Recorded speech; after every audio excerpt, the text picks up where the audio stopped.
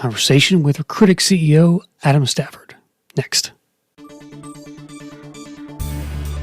Welcome to RecTech, the podcast where recruiting and technology intersect. Each month, you'll hear from vendors shaping the recruiting world, along with recruiters who'll tell you how they use technology to hire talent.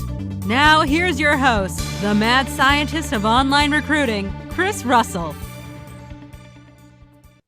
Hey again, RecTechies. Welcome to the only podcast that helps employers and recruiters connect with more candidates through technology-inspired conversations. Mastering recruitment technology is the key to hiring great talent. That's why this show exists. All right, recruitment marketing company Recruitics recently launched Brian, a new AI-powered conversational analytics experience. Here to demo the new features and talk with us briefly is their CEO, Adam Stafford. Hey, Adam, welcome to the show. Hey, Chris. Great to see you today. How you doing? Very good, very good.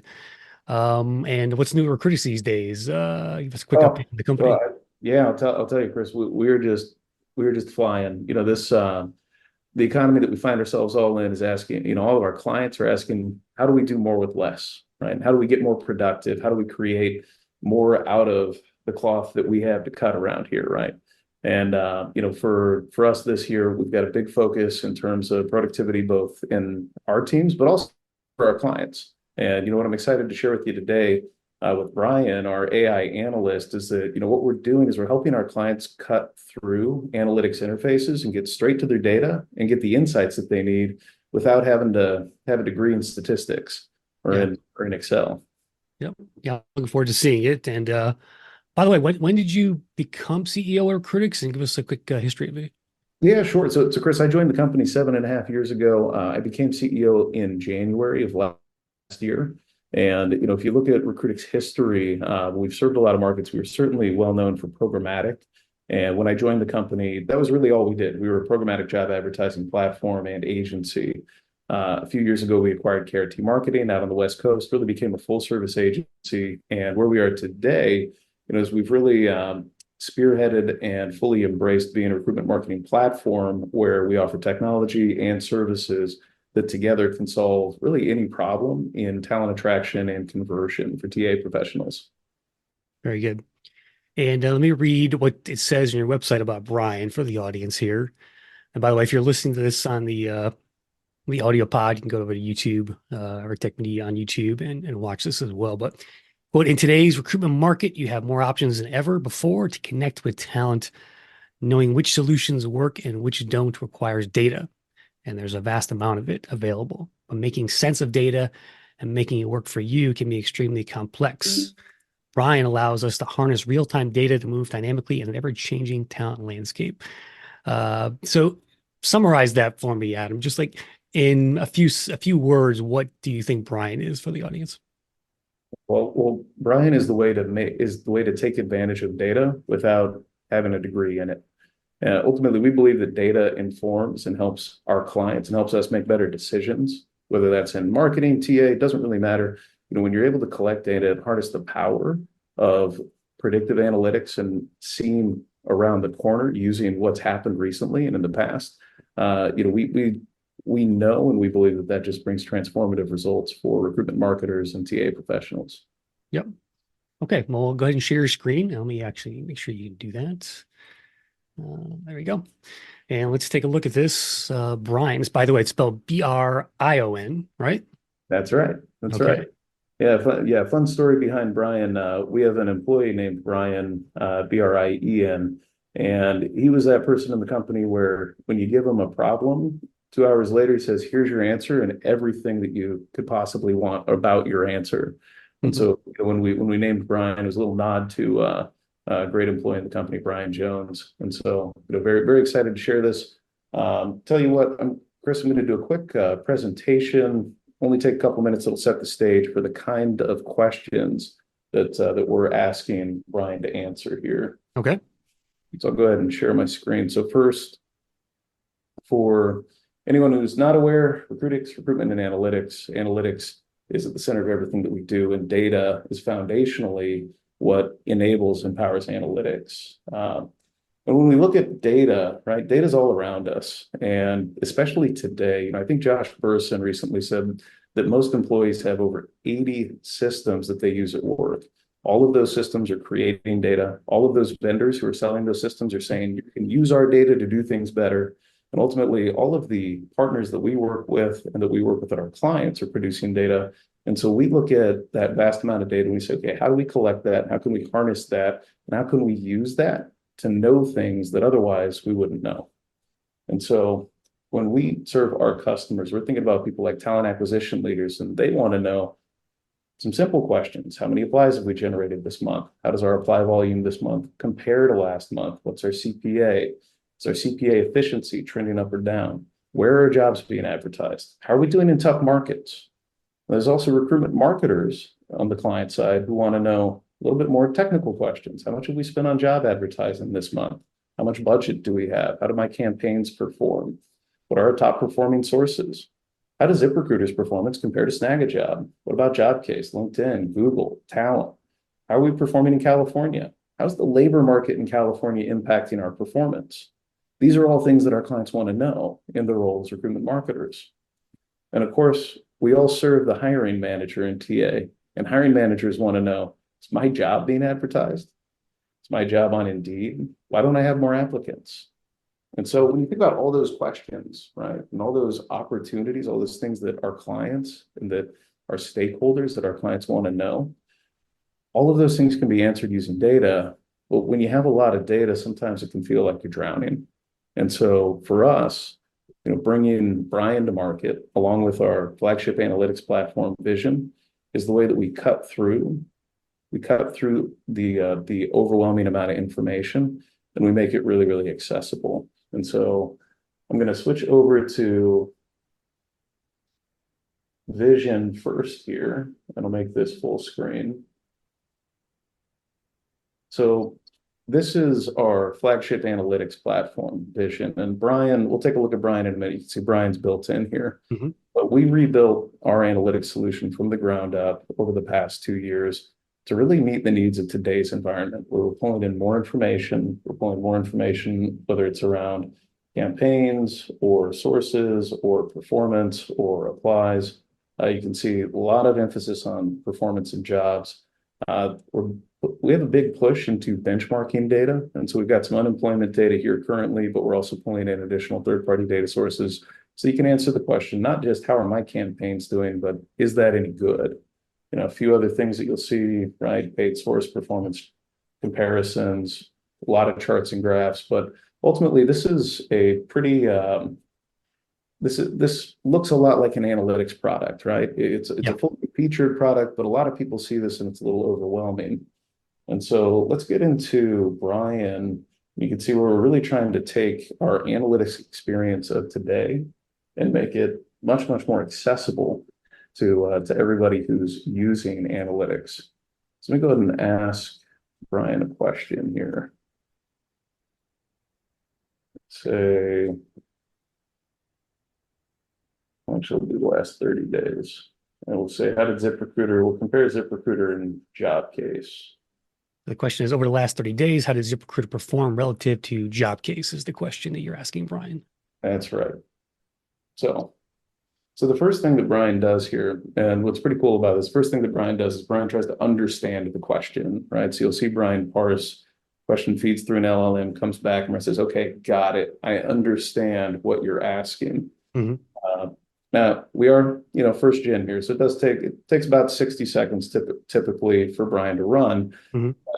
What Brian then does is it fires off a team of agents that then go pull data from our data lake and starts to assemble these temporary data models so that it can answer the question that you're asking. And so our AI team is building tooling that helps Brian actually know what to go look for and to start to correlate, okay, data with these headers and these properties over here is related to the data over here.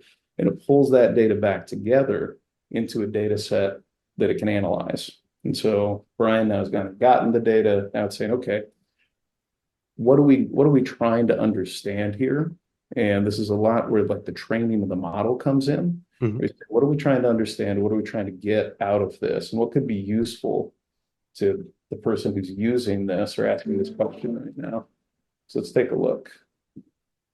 So Brian comes back and says, okay, first of all, let me give you baseline performance data. So last 30 days, Here's what you spent. Here's your job views, the apps, the conversion rate, cost per apply, cost per click on ZipRecruiter and job case. You can see we've still got a little bit of UI work to do here to make this all line up, but you can see the data that's coming back. Now, Brian also, one of the really interesting things about Brian is that we are giving Brian opinions, okay? And this is where we think there's a lot of promise in AI. It's not just about regurgitating information, but it's about interpreting and understanding. And what this leads to is actually prediction and recommendation. And so what you're seeing today is in production. So it's a little bit behind our newest model, but you can see that, okay, we're comparing job case, lower cost, higher number of job views compared to ZipRecruiter, higher conversion rate, more total apps. These are aggregate figures, may vary. It also gives you additional resources if there's another place to go look in the application to get more info. And then it says, okay, well, here's some visualizations that you may find helpful. And so Brian is producing these on the fly based on the question that you're asking. And so what you also see is that there's additional suggested questions here, right? And so Brian's actually trying to say, well, you asked me one question. What else could you be interested in? And what I'm really excited about with this and where we're going with this is actually Brian not requiring you to know which question to ask. But Brian, when we roll out the version that's, that we're working on right now, a little bit later this quarter, when you open Brian up, Brian's going to have suggested questions based on the data that you're looking at on the dashboard. That says, hey, based on contextual knowledge of this dashboard, here's what you should be looking at. So ask me this question. It's really good. So, that quick demo, in one question we could do something else on the fly, but I think this gives you a good sense of what the goal is and where we see Brian really changing the game. Our clients today, when they want a performance comparison, they'll email us. Some of them will get into an analytics dashboard and put in the filters and the facets. But it goes back to, hey, I don't really have the time to do that work. Recruitics, you're my solution provider. Here's my question, send me back an answer. And so that email chain and ticketing chain where it goes through to one of our teams takes a couple hours, you get a response back and you get your information. We're cutting that down to 60 seconds. And where we see a lot of opportunity there is that we can help our clients make better decisions in real time with this technology. And then ultimately, as we use it for prediction, we're not only saving time, but also increasing the quality of the decisions being made. So yeah, it's a very practical use case here. And I think that especially for data, because, your overall dashboard there's a ton of data there. Where do I start? And I think for the average user, I think leveraging Brian like that is a total win for both of you guys. So I definitely think I see this technology, Adam, being baked into every recruiting software out there, in terms of how they interface with it and things like that. Even I think we'll even have voice added to it one day. What we're excited about this year is this is really our first foray into generative AI and large language models. I mean, where we're going with this, is first, it just cuts through so much complexity that takes a lot of time for humans to cut through manually. And so, there's an enormous productivity gain. And, when we started the show, doing more with less, right? This is how, we're helping our clients do more with less. And as we look ahead to the future and we look at more data sources, we look at more training and deeper training in the domain, in particular, recruitment marketing and TA for these kind of analysts and these kind of assistants. Step one is great, help me understand. But step two is tell me what I should be doing. And step three is just go do it for me. Yeah. Right. And that's really what programmatic has done from day one, but it's been rules-based or algorithmically based. And that's somewhat dynamic with machine learning models, but it's fundamentally different than what we're able to do with generative AI in terms of learning on the fly and really applying innovative strategies on the fly that can be done without without having to pass through the human filter. Yeah. Are you guys using Brian internally as well to just for your own data sets for across all your client base? Yeah, so that's where we started. We actually started off and said, okay, we went to our analysts and our performance marketers and we said, beat this thing up and ask it every question you can think of. because ultimately those are the questions that matter to our clients, are the ones that we're spending time doing the research on, the analysis on, and ultimately providing the reporting back on. And so, we went internally first. We've got a bunch of folks using this every day today in the company, and general release is a little bit later this quarter into our client base. And we've got some early beta clients lined up who are super excited to get their hands on it. And we're, honestly very, very excited to get this rolled out as well. Brian, Adam, give me one example of a data set that you found out from Brian that you had never seen before. Give me a quick example if you could. So if we think about, it's a good question. That's a very good question. So let me see here. Something that surprised you, or Yeah. So one of the things that Brian's able to do really quickly is to identify where activity isn't happening, if that makes sense. And it's it tends to be one of the toughest things to do with analytics applications. And so analytics report on events, right? And analytics report on events and cost and data that you have. What Brian's able to do is quickly tell you where are the missing links. Hey, here's job inventory that you have with no analytics data around it, right? And so it uncovers, right, places where either you may intend to advertise, you may not to, but ultimately you get a very, very quick view into not only here's what's happening, but here's what's not happening. And, I think that kind of almost introspective analytics is something that is not very intuitive for a human to do, right? And Brian does it very, very quickly. And so it can spot the pain points and the problem points just as much as it can compare the performance where things are working as intended. Very cool. Well, we look forward to it. And you said you're rolling it out to clients this in the spring? Yep. Later this quarter. So we've got early clients going live in February is the current intent. And then we're looking at, general release across clients in the first half of the year. Very cool. And well, I got you here, Adam. I want to get your thoughts on Google for Jobs. A lot of speculation going on out there. I'm still a little skeptical, but have you heard anything? Are they working with you guys at all in terms of they coming out with any kind of paid sponsorships for Google for Jobs? Yeah, so where Google for Jobs started with their paid programs, what you've probably seen, I'm sure you've seen this, Chris. It's an adaptation of the Google Marketplace or the Google Shopping function. Yep. And Google, it's funny. Many years ago, when before Facebook had jobs and Facebook jobs, I think a lot of agencies like us used to shoehorn job content into product listings on Facebook.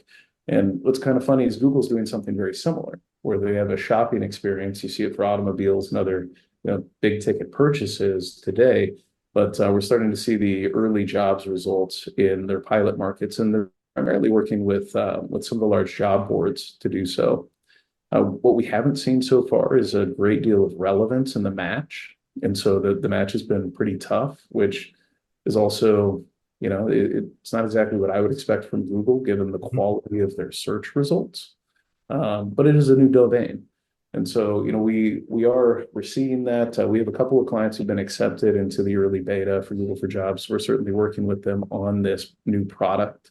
Right now, we are cautiously optimistic that it's going to be a lower cost and a highly effective channel with high job seeker intent. But at the same time, early results are that the match needs improvement, and also the availability, obviously needs to be increased. There's not much volume right now that's available when that user experience is presented in the SERP at the top of the page. But we've got we're looking forward to the match improving with the amount of throughput and ultimately available inventory for the job seeker when they're searching on Google. Yeah. How serious do you think they are about Google for Jobs? I've always kind of, I don't know, because AI and that's sort of a distraction now for them in terms of the overall search, right? How dedicated do you think they are to serving up jobs in the future? It has to be a big growth driver. I mean, when I think our entire industry was we were all shaking in our boots a few years ago when Google released the organic jobs results, right? And we went, paid's coming next, it's right around the corner. Yeah. Then nothing really happened for a while, right? And so when we think about the future for Google, search listings at some point I think become somewhat obsolete, right? And the search engine results page of today that we're very familiar with probably gives way to something that's a much richer experience. And ultimately, when job seekers are looking, with high intent on a SERP for new opportunities, it's such a massive opportunity for Google that I think that they would be, quite frankly, they'd be foolish to ignore it, and they'd be foolish to underinvest in it. Human capital, you and I know this, Chris, because we're in the industry, but human capital is one of the most important verticals and investment areas in business today. And, ultimately, I think Google's looking at that and seeing a big growth opportunity when they're evaluating this paid product. And they're trying to do it in a way that's a little startup-y, and I like that. They're using the tools that they have without trying to invent something entirely new. But I think we're going to see additional investment, and in particular, as their SERP evolves with generative AI, and they've got the Bard product, and it's like a number of different things that they're doing. I think that we're going to see those things come together and merge into an experience that is very different than what we have today. In jobs, may not be the centerpiece, but they're going to be an important component. Well, good stuff, Adam. We appreciate your time today. I'm Stafford from Recruitics, recruitics.com for the listeners out there. Adam, appreciate your time today. All right, Chris, certainly appreciate the time. Thank you. That will do for this episode of the RecTech Podcast. Be sure to follow us on the socials, Facebook, Twitter, LinkedIn, via the @RecTech Media handles, every podcast, video, and blog we publish. Thanks for tuning in. And remember, always be recruiting. Looking for your next HR technology role? Go to your browser, type in hrtechjob.com, and browse hundreds of jobs with the best HR technology vendors. HR tech professionals finally have a dedicated job marketplace to find work or be found. Sign up for job alerts or post a resume. Discover jobs with companies like Workday, Phenom, HiBob, Deal, and more. You'll even find HR tech roles with employers in case you want to work with managing HCM or HRIS platforms. HR Tech Job, the only job market for HR technology careers. Join us at hrtechjob.com.